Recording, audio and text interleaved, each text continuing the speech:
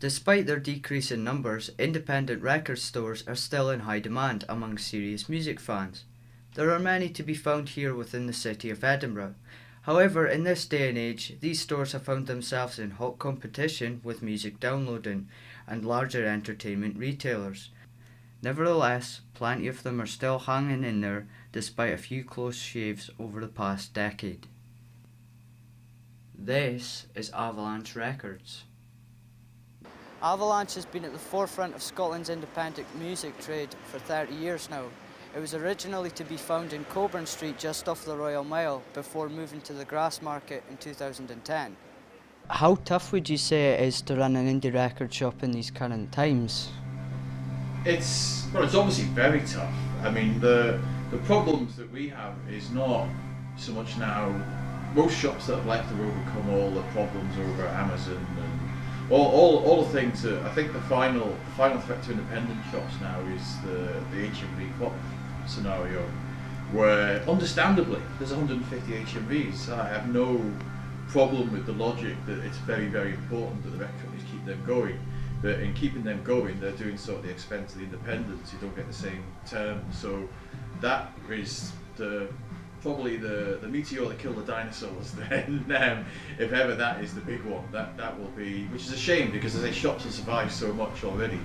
There was talk that you guys were closing down. Is this actually going to happen, do you think? We're constantly reassessing what we're going to do. And like, first of all, the first time when we said we actually said we were going to close in January and probably reopen in February. It's one of these things that people don't really read they only read the first paragraph. Yeah. What we did say is that we'd, for those who ever did read everything, was that we'd reassess in November. We've now been given a chance to reassess in January because obviously that makes more sense. No, we're always looking as to what we're going to do. We're never going to close. We could move again purely, as I say, because the size and everything we've got here with the posters that we do really well with, and we obviously have installs, but you can't afford to have a shop this size just for the sort of relatively small number of installs you do. Hogs Head was established in 1993 and is another one of Edinburgh's finest dealers of second-hand music rarities. How competitive and demanding would you say this trade is? I think certainly over the last few years this trade has had a lot thrown at it, and I think nowadays, unfortunately, there's less of us, but it's still very competitive, I would say, so yeah. Would you say independent record stores are seen as a dying trade? I think a lot of people expected them to be a dying trade, but I think what has become a specialist business, generally, we've lost a lot of these types of shops, but whenever something goes away, I think people demand its return.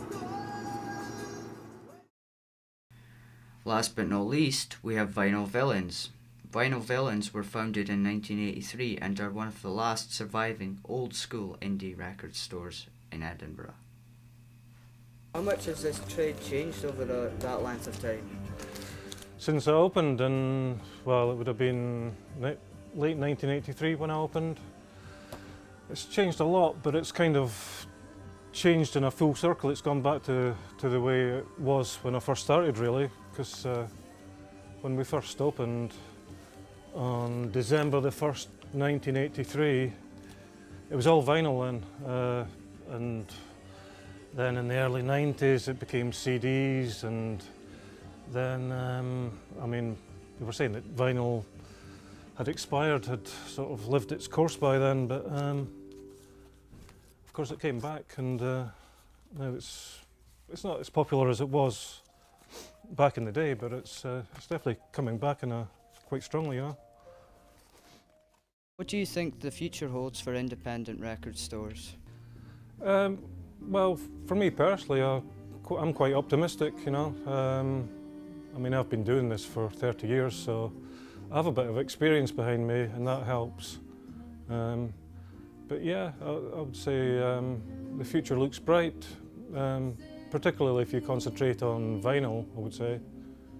So if you're an independent record shop, I would definitely advise dealing in second-hand vinyl.